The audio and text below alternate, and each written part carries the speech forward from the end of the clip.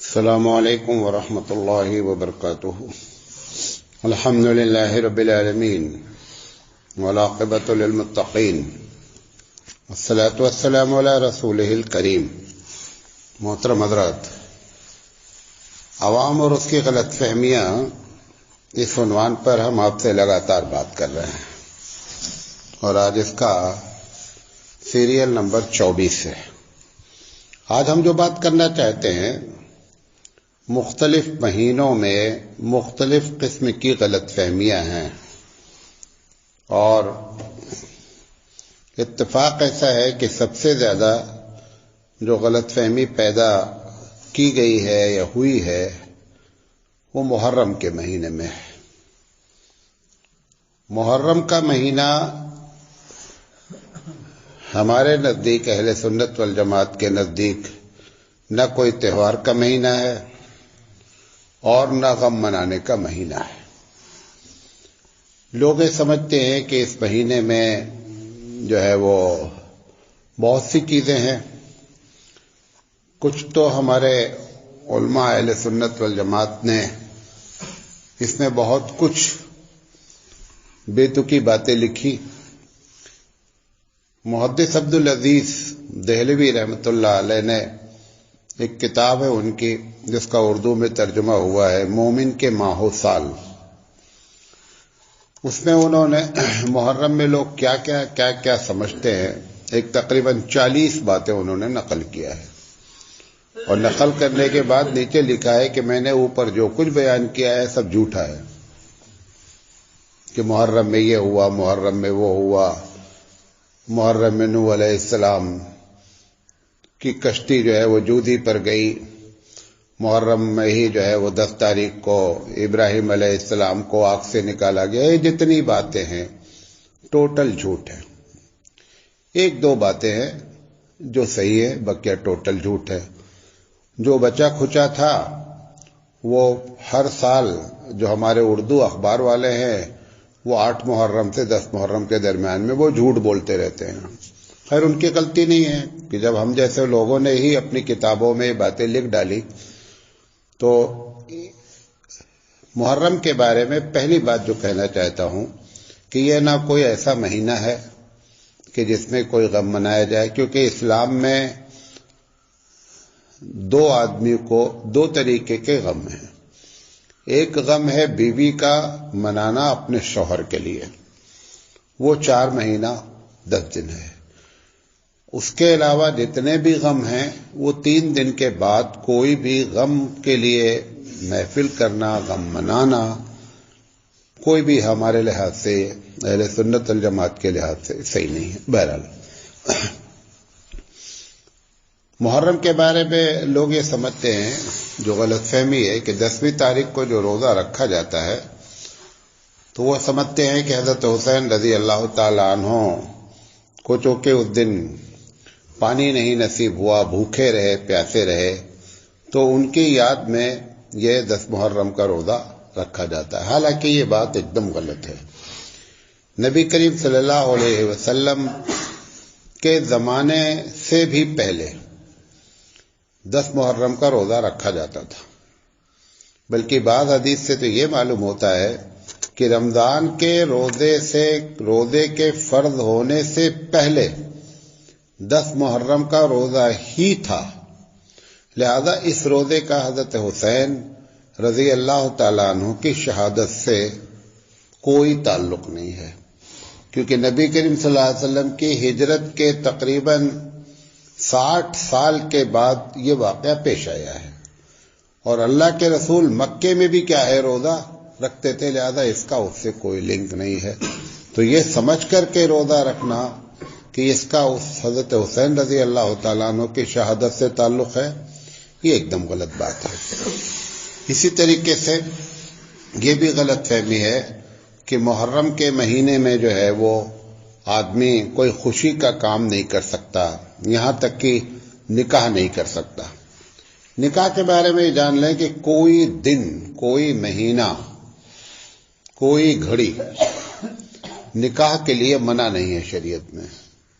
بعض لوگ سمجھتے ہیں کہ رمضان میں نکاح نہیں ہو سکتا، وہ بھی غلط ہے۔ محرم میں نکاح نہیں ہو سکتا، یہ بھی غلط ہے۔ تو یہ ہماری غلط فہمی۔ اسی طریقے سے جو لوگ تعزیہ رکھتے ہیں، ہم کو ان سے کوئی اعتراض نہیں ہے، جن کا عقیدہ ہے ٹھیک ہے، بہت سے عقیدے ہیں، آپ کا بھی عقیدہ ہے، لیکن اہل سنت والجماعت بھی یہ سمجھتے ہیں کہ تعزیہ میں 10 تاریخ کو حضرت حسین رضی اللہ تعالیٰ عنہ خود جلوہ افروز ہوتے ہیں۔ یہ ایک دم غلط بات ہے۔ تعزیہ ایک الگ ٹاپک ہے۔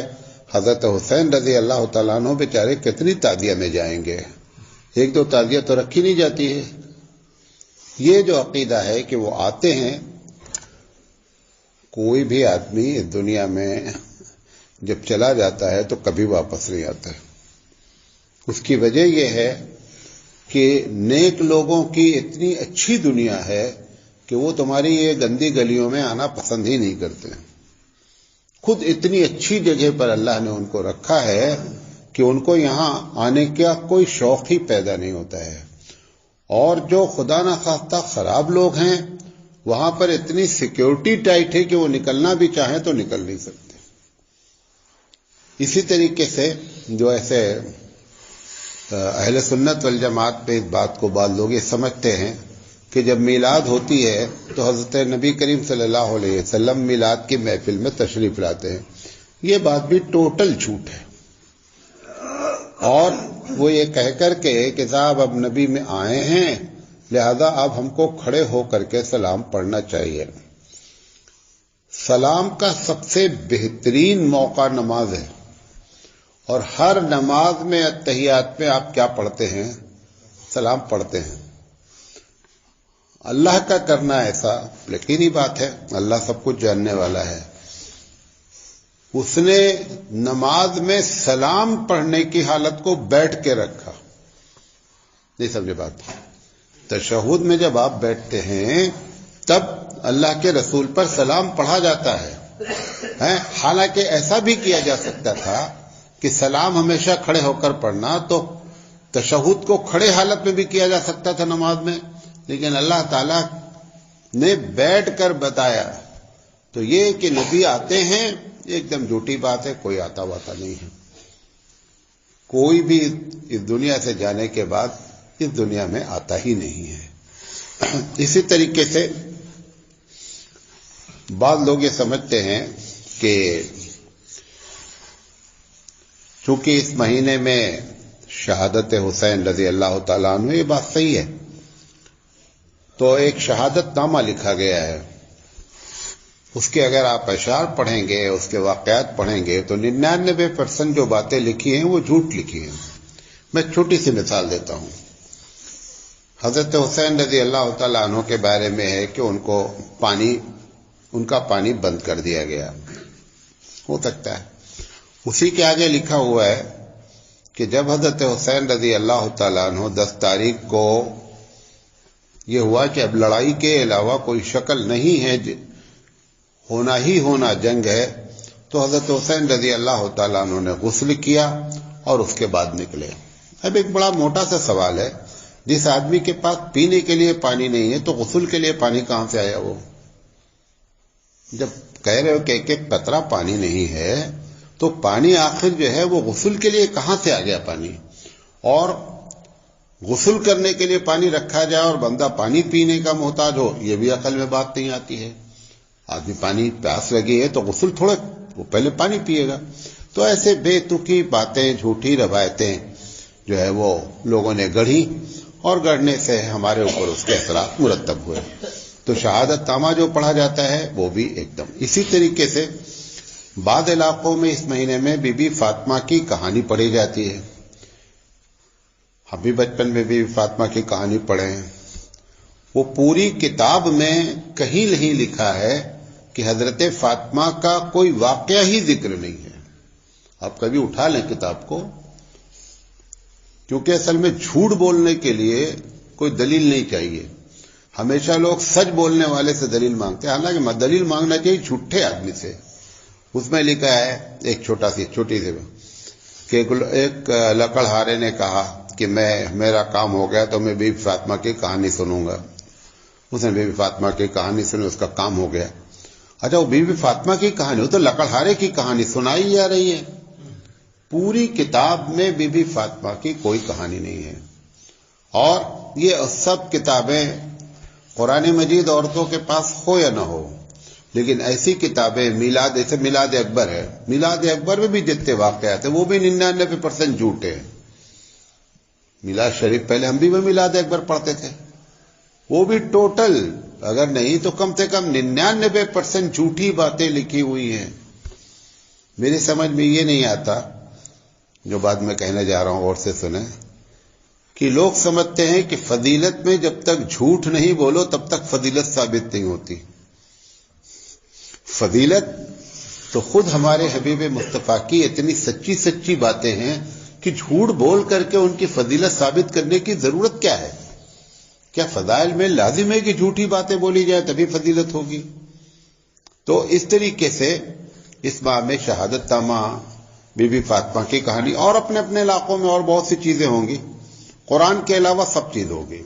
قرآن پڑھنے کا کوئی واقعہ کسی مہینے میں خاص نہیں کیا گیا ہے کہ اس مہینے میں قرآن زیادہ پڑھو۔ جس میں قرآن پڑھنے کا زیادہ ثواب ہے وہ صرف رمضان کا مہینہ ہے، اس سے تو تعلق نہیں رہتا ہے، یہ ساری کتابوں سے تعلق۔ اسی طریقے سے یو پی میں یہ بات تمل ناڈو، کرناٹک، آندھرا، کیرلا والوں کو نہیں معلوم ہے۔ یو پی والوں کے پاس، عورتوں کے پاس جو عربی مہینہ ہے، عربی مہینے کے علاوہ ایک ان کا اپنا بھی بنایا ہوا مہینہ ہے، جس کو محرم ہے، 13 تیزی ہے، اور پھر آخر میں ایک مہینہ اس میں خالی ہے، اس میں کچھ نہیں تو اس کا نام انہوں نے خالی رکھ دیا ہے۔ یہ کہیں کسی لغت میں لکھا نہیں ہے مہینہ، یہ صرف عورتوں کا اپنا بنایا ہوا مہینہ ہے جو صرف یو پی اور بہار کی عورتیں جانتی ہیں، بقیہ بیچاریوں کو عطا پتہ ہی نہیں ہے۔ اس میں سے جو محرم کے بعد جو دوسرا مہینہ آتا ہے جس کو 13 تیزی کہتے ہیں، حالانکہ وہ تیزا تیری ہے، وہ بگڑ کر کے 13 تیزی ہو گیا، کیونکہ اتنی بھی قابل نہیں ہے کہ وہ صحیح نام اس کا لے سکے، تو انہوں نے اس کو بھی بگاڑا۔ بہرحال اب اس مہینے میں کو منحوس جانا جاتا ہے، کیونکہ وجہ بتاتے ہیں، وہ ہماری نانی دادی جو بتا کے گئی وہ بتا رہا ہوں آپ کو، کہ نبی کریم صلی اللہ علیہ وسلم کی وفات ہوئی ہے ربیع الاول کے مہینے میں، یعنی سفر کے بعد جو مہینہ آئے گا ربیع الاول ہے۔ اور نبی کریم صلی اللہ علیہ وسلم بیمار کس میں ہوئے ہیں؟ سفر کے مہینے میں۔ سفر کا مہینہ منحوس اس لیے ہے کہ اللہ کے رسول بیمار ہوئے۔ اگر بھائی منحوسیت کی وجہ یہ ہے تو اس مہینے کو اس سے بڑا منحوس ماننا چاہیے جس میں آپ کی وفات ہوئی ہے۔ جو بیمار ہوئے اس کو آپ نے مہینہ منحوس مان لیا، اور جس میں وفات ہوئی وہ کہتے ہیں بڑا برکت والا مہینہ ہے۔ تو اس آخری اس میں جو چہارشنبہ آتا ہے سفر کے مہینے میں، تو اس میں یہاں پر مجھے نہیں معلوم ہے لیکن ادھر بہت زیادہ ہے کہ پکنک کرتے ہیں۔ پکنک میں عورتیں جاتی ہیں، مرد جاتے ہیں، اور گھاس پر جو ہے ننگے پیر چلتے ہیں۔ کیا وجہ ہے؟ نبی کریم صلی اللہ علیہ وسلم کی طبیعت کو سنبھالا جو ہوا تھا سفر کے مہینے میں، وہ آخری چہارشنبے کو ہوا تھا۔ یہ ساری باتیں جھوٹ ہیں، اس کا شریعت سے کوئی تعلق نہیں، یہ سب عوام کی غلط فہمیاں ہیں۔ اسی طریقے سے جو شعبان کا مہینہ ہے، شعبان کے مہینے میں بھی یہ غلط فہمی پیدا کی جاتی ہے کہ حضرت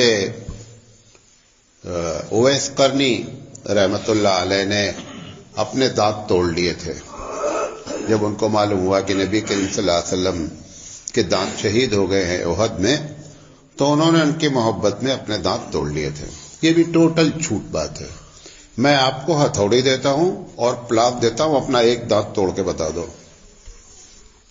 دانت کا نکالنا، ڈاکٹر کے چھکے چھوٹ جاتے ہیں، کتنا انجیکشن لگاتے ہیں، پھر کتنے اس میں اسلحے اور اس میں اوزار استعمال، اسلحہ اوزار استعمال ہوتا ہے، تب وہ بیچارہ جا کر کے دانت نکال پاتا ہے۔ اور وہ بھی 32 کے 32 دانت اویس قرنی نے اپنے توڑ دیے۔ سب جھوٹی باتیں ہیں۔ اور جسم کا، غور سے سنیں، جسم کا ہر حصہ اللہ کی جانب سے آپ کو گفٹ ہے۔ ہے نا. آپ اور ہم کون ہوتے ہیں اپنے جسم کو نقصان پہنچانے والے؟ وہ تمہارا ہے ہی نہیں، آپ اس کے مالک ہی نہیں ہیں. اسی بنیاد پہ کہا جاتا ہے کہ مسلمان اپنے جسم کے کسی آرگنز، کسی بھی حصے کو کسی کو گفٹ نہیں کر سکتا. آپ مرنے لگیں اور بولے کہ بھائی میری آنکھ نکال کے فلاں کو دے دینا، آپ نہیں کر سکتے، کیونکہ آپ اس چیز کو گفٹ کرو جس کے مالک آپ ہوں. آپ اس کے مالک ہی نہیں ہیں. قرآن مجید کہتا ہے کہ لا تلقوا بأیدیکم الی التہلکہ، اپنے آپ کو ہلاکت میں نہیں ڈالو. اور اویس کرنی کتنے بڑے بزرگ آدمی آپ کو معلوم ہے. صحابہ کے بعد اگر کسی کا درجہ ہے تو حضرت اویس کرنی رحمۃ اللہ علیہ کا ہے.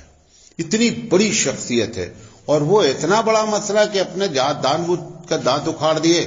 اب جب انہوں نے دانت اکھاڑ دیا تو اب ان کی فاتحہ کیسے کی جائے، بیچارے کچھ کھا نہیں پاتے ہیں، تو لہذا آپ نے حلوہ بنانا شروع کر دیا.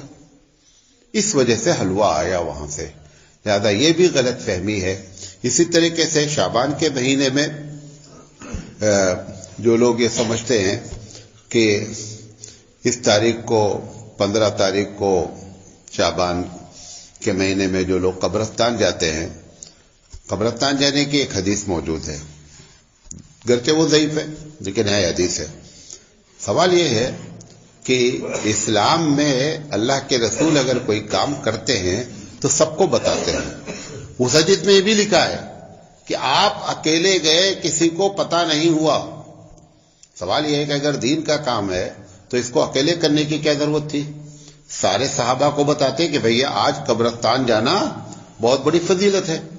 آپ اکیلے گئے اور اگلے سال کبھی نہیں گئے. اب اس کو لوگوں نے سمجھ لیا ہے کہ صاحب یہ قبرستان جانا سنت ہے. کوئی سنت نہیں ہے. سنت کے لیے ہمارے یہاں اہل سنت الجماعت میں مواظبت لازم ہے. مواظبت سمجھتے کہ لگاتار کام کریں، وہ سنت ہوتی ہے. یہ حدیث ہے. نبی کریم صلی اللہ علیہ وسلم نے ایک مرتبہ مجبوری کی حالت میں کھڑے ہو کر پیشاب کیا ہے. صحیح حدیث ہے. اس کا یہ مطلب ہے کہ آپ کہنا شروع کر دیں کہ کھڑے ہو کر پیشاب کرنا سنت ہے؟ حدیث موجود ہے، لیکن اس کا یہ مطلب نہیں کہ کھڑے ہو کر پیشاب کرنا سنت ہے مسلمانوں کے لیے. تو ایسے حدیث ہے لیکن اس کا یہ معنی نہیں ہے، یہ غلط فہمی ہے.